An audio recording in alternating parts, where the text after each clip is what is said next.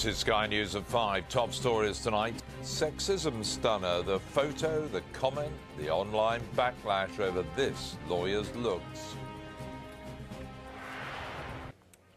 A female lawyer has defended naming and shaming a man online for complimenting her appearance in a LinkedIn profile picture.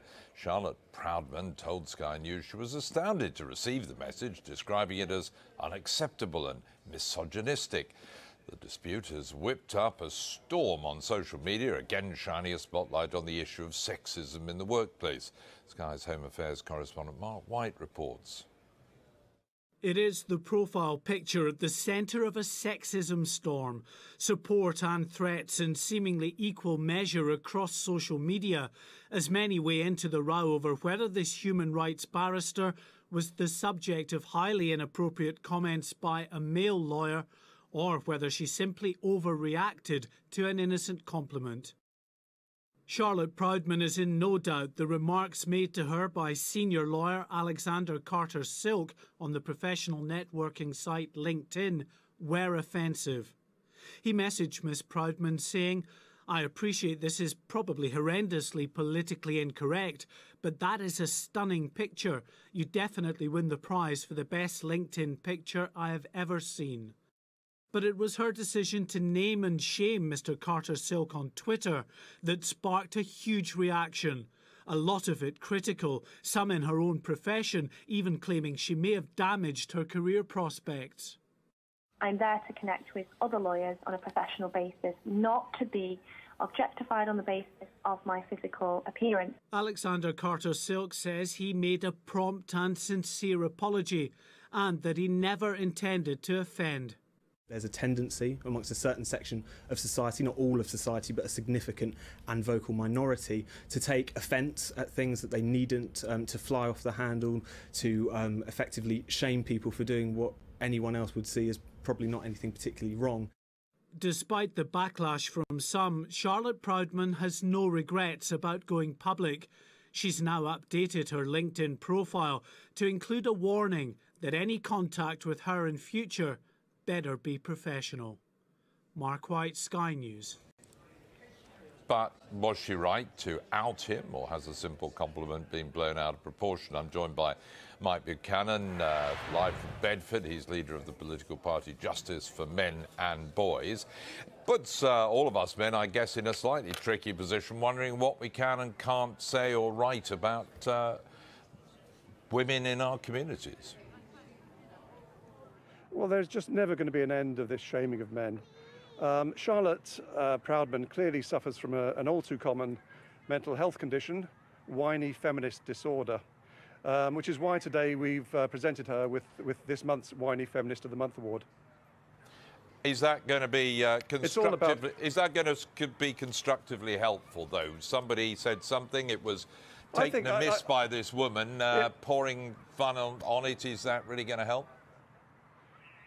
We're not pouring fun on it. We're trying to raise attention to the fact that this relentless whining by radical feminists such as this woman has a purpose, and it has a purpose of shaming men into giving them concessions on all sorts of things. This is just one tiny attack in a war, quite frankly. And in our general election manifesto, we outline 20 areas where the human rights of men and boys are assaulted by the inactions of the state. There is not a single area where the human rights of women and girls specifically are assaulted by the state. Not one. She clearly felt that it was a misogynistic comment. It was not meant kindly towards her. I mean, you would have to be a radical feminist, frankly, to see it through that lens. I mean, it would take someone who's driven by hatred of men to put that interpretation on it. And the fact that, a barrister of all people would put onto social media what should have been a private exchange with a man, I think is scandalous, just absolutely scandalous. It was a grotesque invasion of privacy. But he'd put that out there in the public domain first, if you like. Well, I think it was on LinkedIn. I mean, I may have this wrong, but my understanding was that it was a private LinkedIn exchange, which was put on social media by her. But I could be wrong on that, Jeremy. But the point is, there is a purpose to these things. And the purpose of all these things are to shame men. We had an incredible example yesterday where a 17-year-old schoolgirl, a whiny 17-year-old schoolgirl, has managed to shame a major exam board into putting some female classical composers onto its A-level music syllabus. Now, can you tell me any great female classical composers? You call them whiny. I'm sure the majority of women would probably say they're really answering back after many, many hundreds and thousands of years where they would have been treated wrongly and not really had a voice to answer back, whereas now they have a voice through social media and can come back at things that they deem to be wrong and insulting.